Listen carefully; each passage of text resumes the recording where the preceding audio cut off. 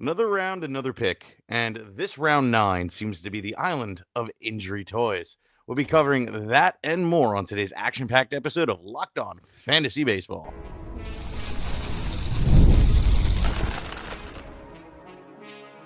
You are Locked On Fantasy Baseball, your daily fantasy baseball podcast. Part of the Locked On Podcast Network, your team every day. Hello, fantasy baseball fanatics, and welcome to the Locked On Fantasy Baseball podcast, brought to you by the Locked On Podcast Network, your team every day. As always, we are your number one source for fantasy baseball knowledge, and thank you for making us your first listen each and every day. Also, please leave us a 5-star rating and review on Apple or Spotify, or wherever you may listen. Really helps out the show. And if you're watching on YouTube, hit the bell below to subscribe to the channel and give you a notification every time we drop a new episode. My name is Matthew Ane, your friendly elf. If you're watching on YouTube, you'll get the reference. And this episode is brought to you by GameTime. Today's episode, download the GameTime app today and create an account. Use the code LOCKEDONMLB and get $20 off your first purchase. Now, Dom and I have been doing these great series of bringing down each round based off of ADP and kind of saying, okay, who we targeting, who we're kind of avoiding, and like kind of just like breaking down every guy, piece by piece. And, it doesn't change here. This round is actually really interesting. There's a lot of guys that were hurt last year, and it's kind of like the island of misfit toys. We catching my, holiday reference essentially. But you know what? It's one of those things where we got to get through it. We got to pick them. And the top of the round is pretty interesting. And then you really get into the nitty gritty of everybody else and some bright spots, some upside plays, and some things I'm not too fond about either. But let's get into it. Mike Trout is our first guy off the board in round 9, going at pick. Let's see here.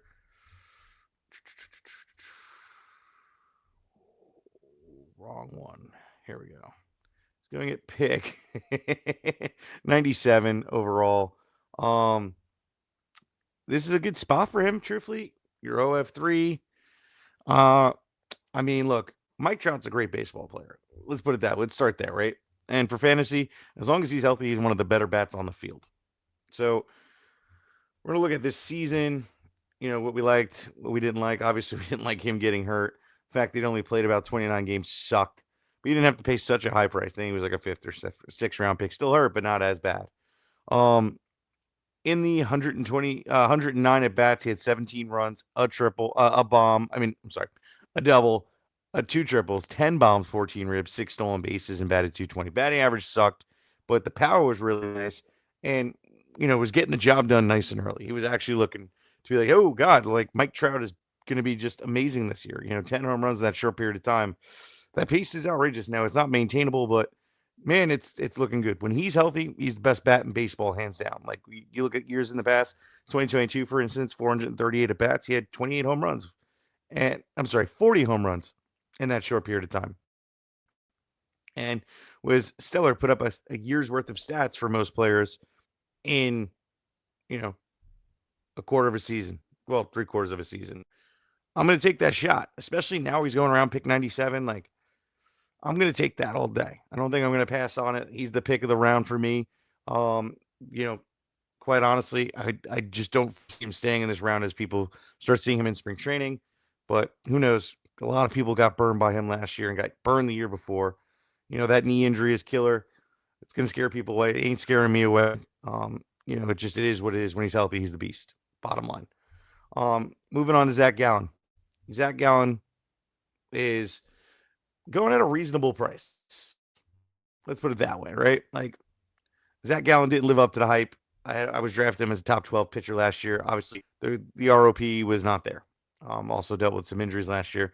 Only managed to pitch about 148 innings. Still managed to have 156 strikeouts. Had an ERA of 365 and a WHIP of 1.26. Now that was kind of ugly. Zach Gallen, honestly, as disappointed as I am, the underlying stats support the down season. xERA was really sitting at 397. Batting average at 246. Fastball velocity was sitting at 93.7 miles per hour. And in 2023, it was about the same, if anything, a little hair faster. Average exit velocity was sitting at 90 miles an hour, which was ugly. It improved from last year, a whole mile an hour, which, hey, maybe that's progress. Did not get guys to chase as much as he did in the year before with 29.7% of the time.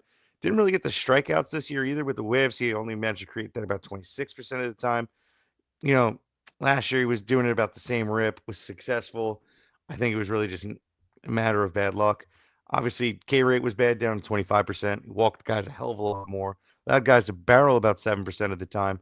And the hard contact was about 41% of the time, but an improvement from the year before. The biggest thing is his fastball movement was absolutely putrid. It was, if you're looking at Baseball Savant, it was in 25th percentile at -4%. Not good. Not good at all. Breaking ball, off speed pitches all look great, but that fastball that he threw 46% of the time last year got rocked at a 280 batting average with an X batting average of 279. Whereas the year before, it was at a 238 with an X batting average of 255. That is the biggest difference in 2023 to 2024 was that fastball getting hit as hard as it did, and he threw it 3% less. On top of that, you look at his knuckle curve that he threw 27% of the time. That was really successful. He was throwing that 27% of the time and had a batting average of 148 on it. That was an improvement because last year was at 210 in 2023. So he made that improvement. And then you look at it, even his changeup. Changeup was hit really bad at 270, whereas the year before was getting hit at 237. So, he did have a bad year statistically. Underlying stats never really are super sexy with him. It's not like his fastball velocity blows you away. He gives up hard contact pretty frequently, but at least he has great movement on his stuff, and he's able to create, Ks and things like this. I think all the upside and the hope and the dreams of Zach Gallen being this like incredible SP1 that we're going to be able to rely on, I think that's gone and out the window. I don't foresee me ever drafting him higher than an SP2. Him being drafted as an SP3, I think, is a steal. Where I have Zach Gallen right now is pitcher 18 for me. Probably going to fall as we get closer. I just want to see what how Senga is, how Shane McClanahan is, how DeGrom is, and guys like that are going to move up, and Gallen's going to fall. I think he'll end up probably being by draft day about 24 for me, and still higher than ADP, but I'm still okay with it. I like Gallen. There's other names that are going in this round that I'd pick Zach Gallen over most of them, but we'll get into that. Coming up next is, Spencer Schwallenbach. I mean, the Bach just, was great last year. Honestly, he's an interesting guy, and I understand why he's actually being drafted in round 9. I actually think it's still kind of a steal. He didn't play a full season. He started about 21 games, pitched 123 innings, had 127 strikeouts, had a 3.35 ERA with a whip of 104. He really does have like an arsenal. So you look at his pitch mix and what he has out there to offer. He has a four-seam fastball, a slider, a cutter, a curveball, a split finger, and a sinker. And he throws them all pretty balanced, right? He leans on the fastball a little bit more than his other pitches at 29.1% of the time, but then mixes in the slider at 19.9% of the time, the cutter at 16.8, the curveball at 14.6, and the split finger at 12%. He throws a pretty decent mix and even has the sinkers going in there at 6.8% of the time.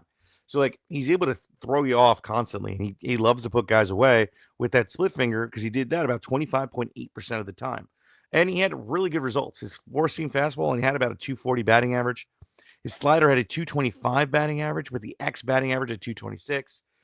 Cutter had good results at 270, but still not the best.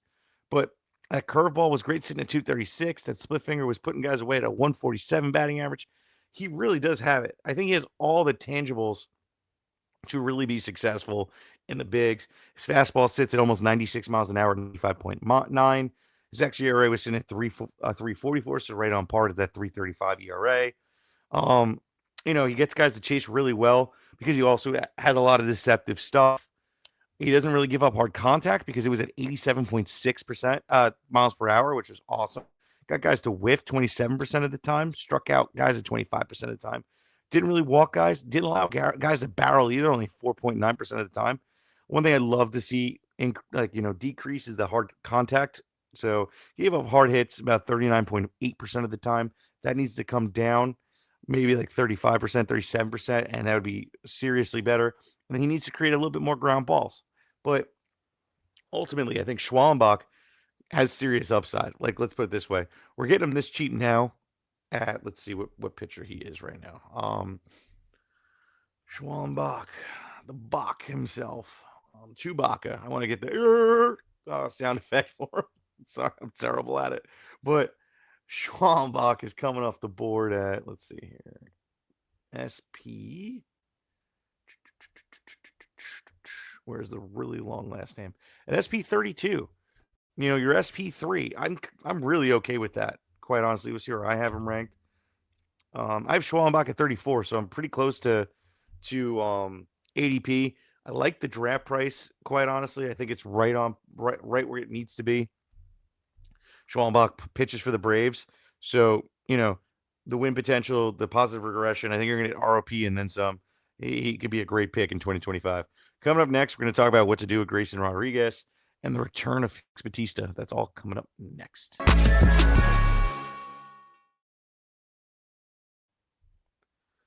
GameTime has a new feature called GameTime Picks that makes getting tickets for your favorite live event even easier.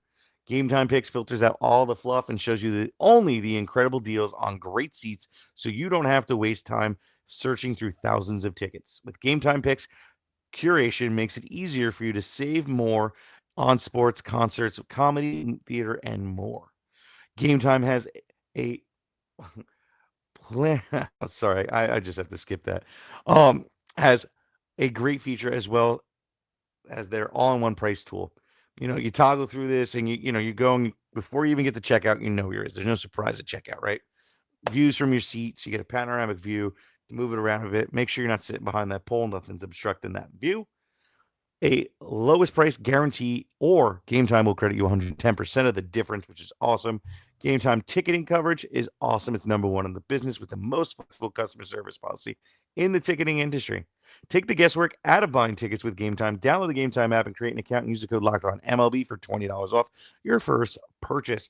Terms apply. And again, create an account and use the code LOCKEDONMLB, LOCKEDONMLB for $20 off. Game Time app today. Lowest prices guaranteed. Introducing the Locked On Fantasy Baseball Podcast, Diamond Club on Subtext, your ultimate fantasy baseball companion. Honestly, you want to win your leagues, you got to go into draft season with our rankings. And that what we provide on there is redraft rankings, dynasty rankings, prospect rankings. And then on top of that, your sleepers, your breakouts, your busts, your values, your bounce backs, all that stuff. Dom and I can only put out so much in these 30-minute podcasts. We're on a limited time schedule. So you're going to need to see more than what's just on the surface here. And that's going to put you over the edge. So check us out on Subtext. Links in the description below. You get a free 2 weeks. And this is the perfect time to get in. But all right, I can't take myself seriously with this LFAT on anymore. Check it out on YouTube. It's actually pretty funny. Let me take a sip here and we'll get him back in this. And yes, I wear a hat because I'm bald. I get it. But let's get back into it. We're going to talk about Grayson Rodriguez. Grayson, you did not get ROP last year. Return on pick.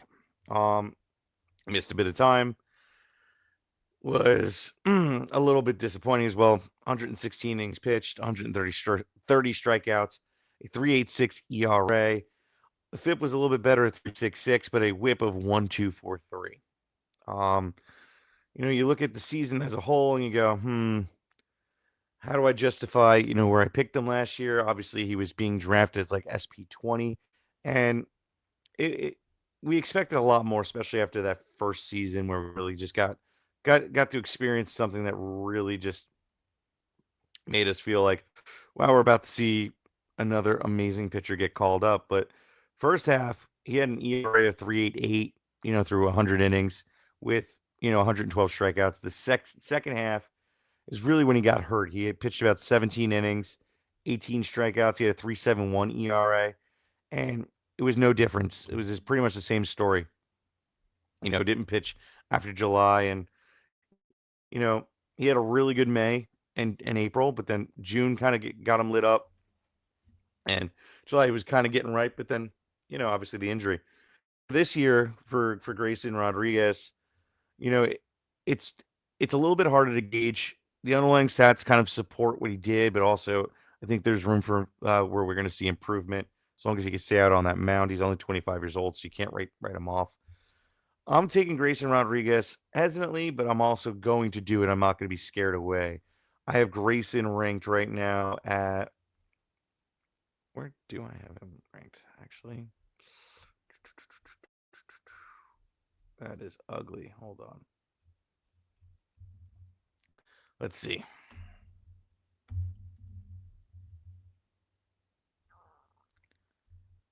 Where is he? At pitcher 52. So this is definitely well above. I think he needs to go up in my rankings by far.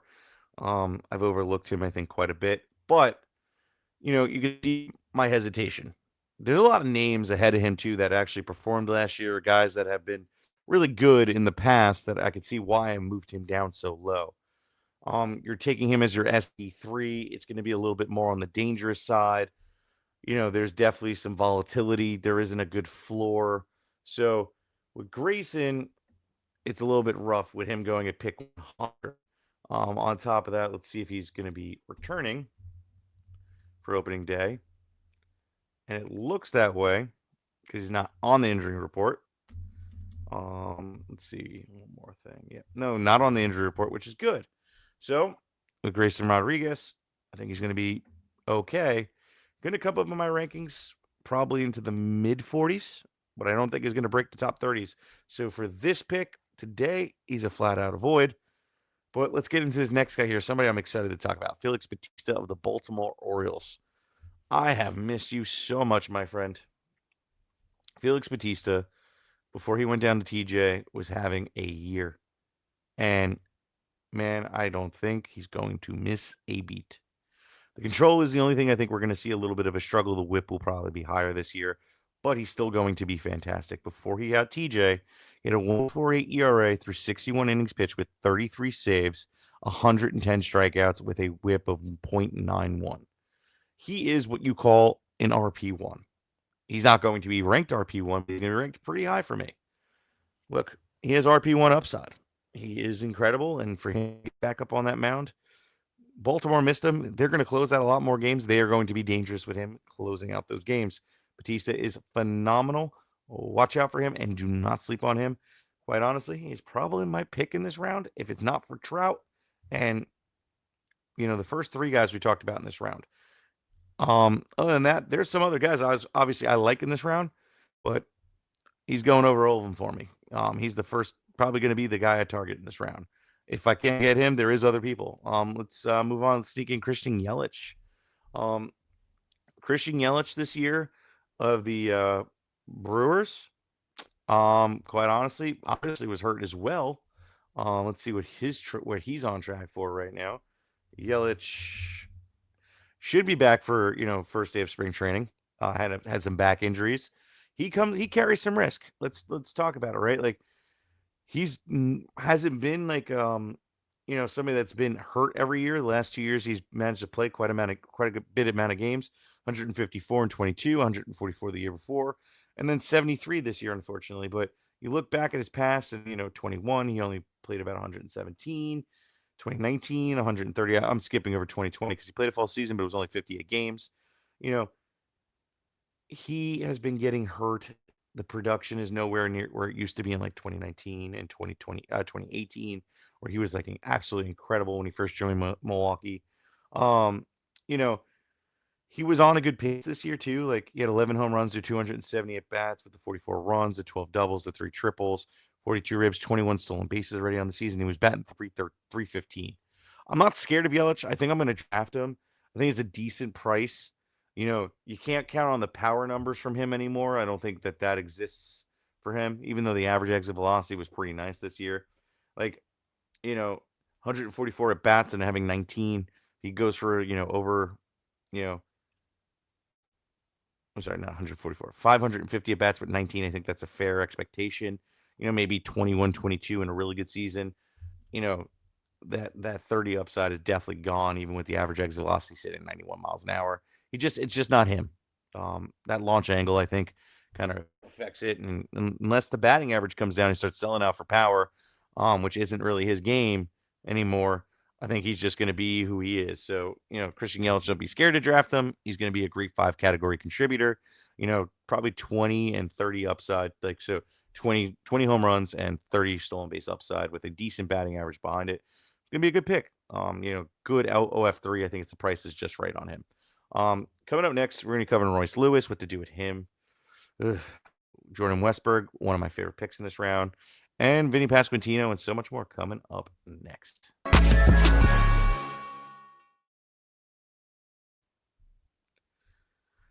All right, get ready to tackle the NFL action with FanDuel, America's #1 sportsbook, because right now new customers can bet $5 and get $150 in bonus bets if you win.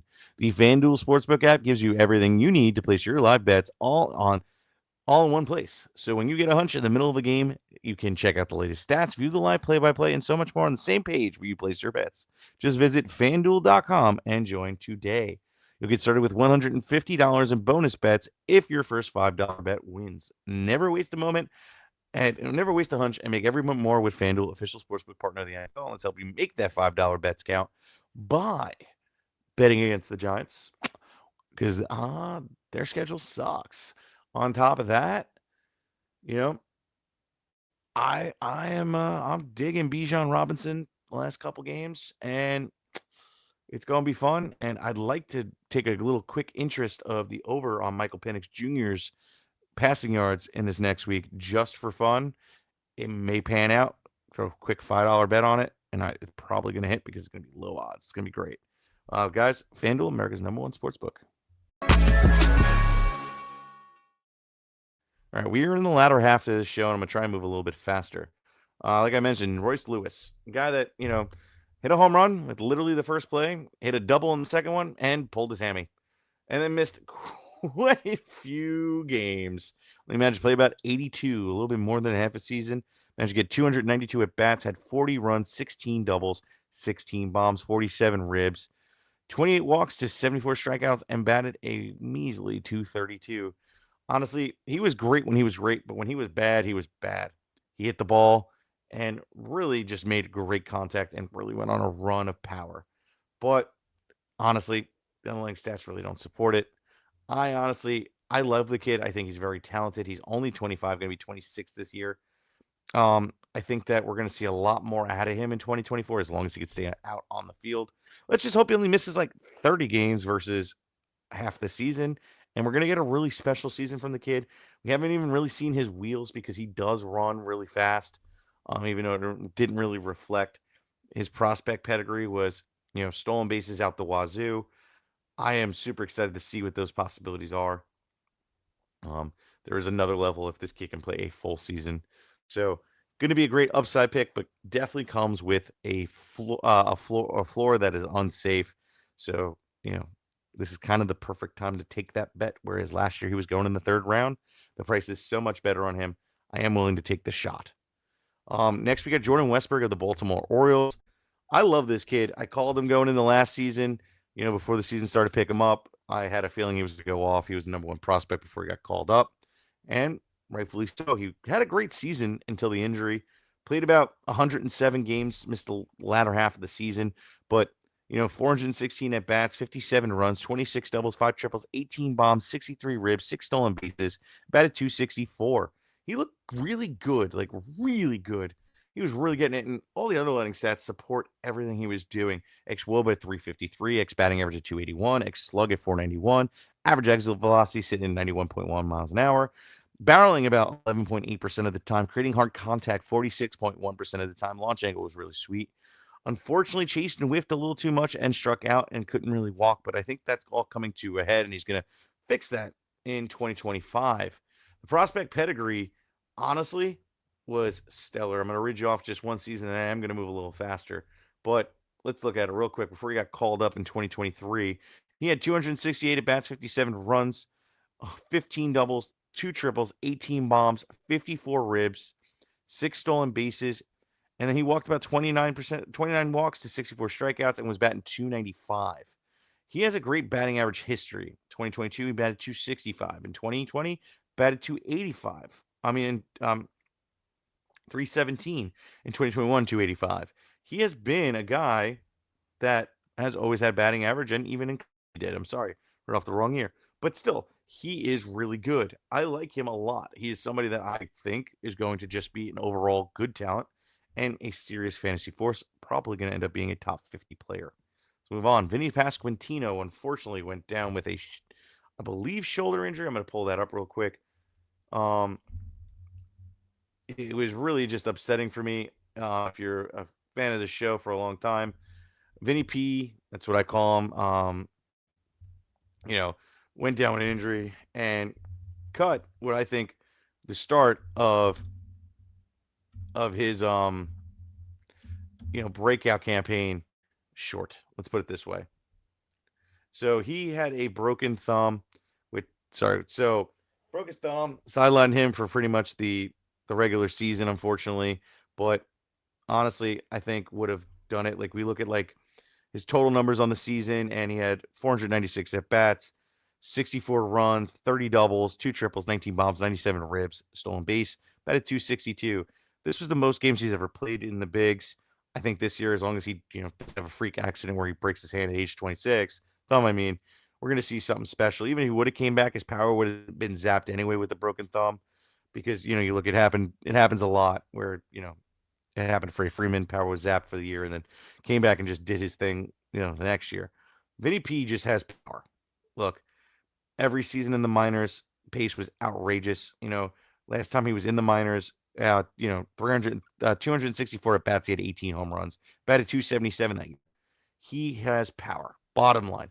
And even if you look at the underlying stats, it it supports it. Average exit velocity at 91 miles an hour, X slug at 438, X batting average at 266, hard contact 46% of the time. He doesn't really whiff. He doesn't really strike out. He is a good talent. I think that 2025 is going to be bright. This price is awesome. I have Vinny Pasquantino at first base ranked at the position, ranked at 6. And he's going so late that I'm willing to take him almost every time. So this is a really tough round for me. I'm hoping to get a little spread out, but he's the bet right there.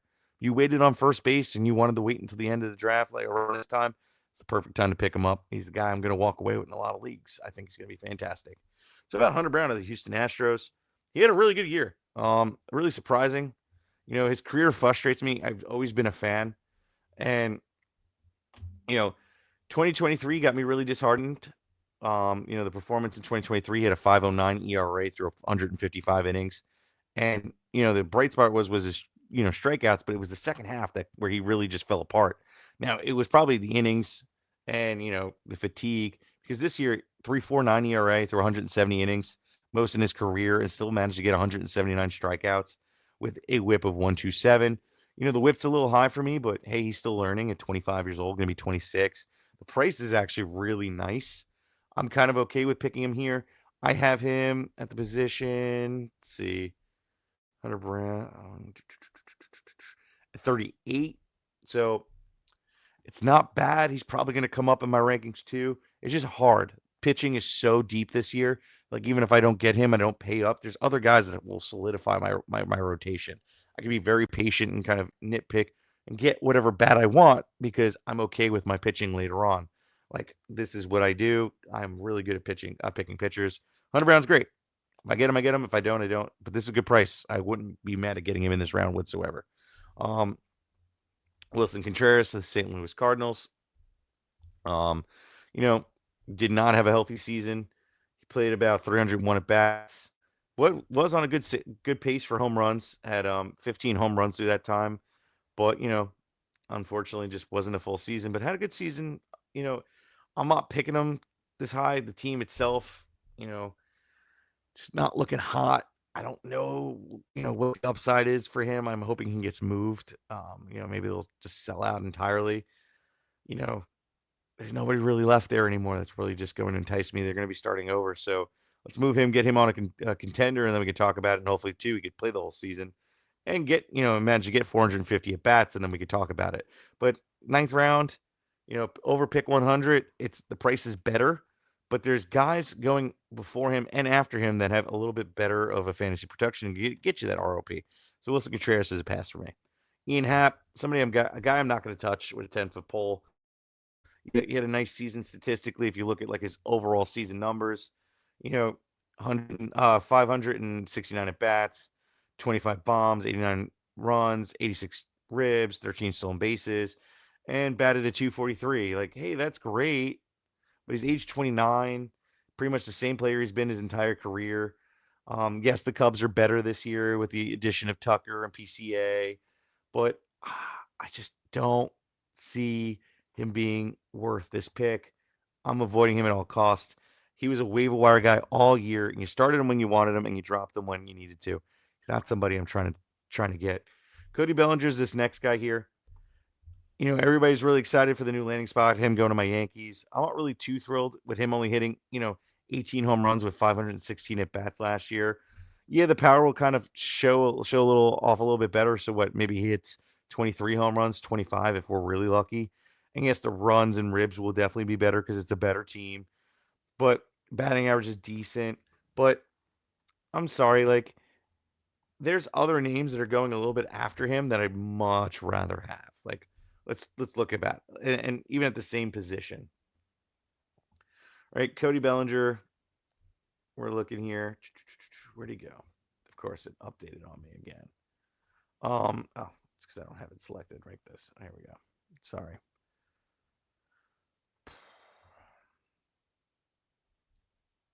If it'll ever load. Here we go. Are we gonna work for me? I'm sorry, guys. Whatever. Let's go. So, where he's going right now, Cody Bellinger at pick 109. Honestly, you look a little bit further in, you got Randy Arozarena with a little bit higher upside. You got, this is at the Alex Bregman going, which I think Junior Caminero, Matt McLean, Adolis Garcia. Um, you know, like there's guys later that have the same upside that are cheaper, and I could pick at different positions and the onesie positions. Where like I'm going to hopefully have my outfield already filled, and he's not my flex option at that point. So with Cody Bellinger, I'm just not trying to touch. If I don't have to, let's see. Guys, with that being said, please like, subscribe, comment, rate, review. Have a great holiday, and we'll see you next week. Peace.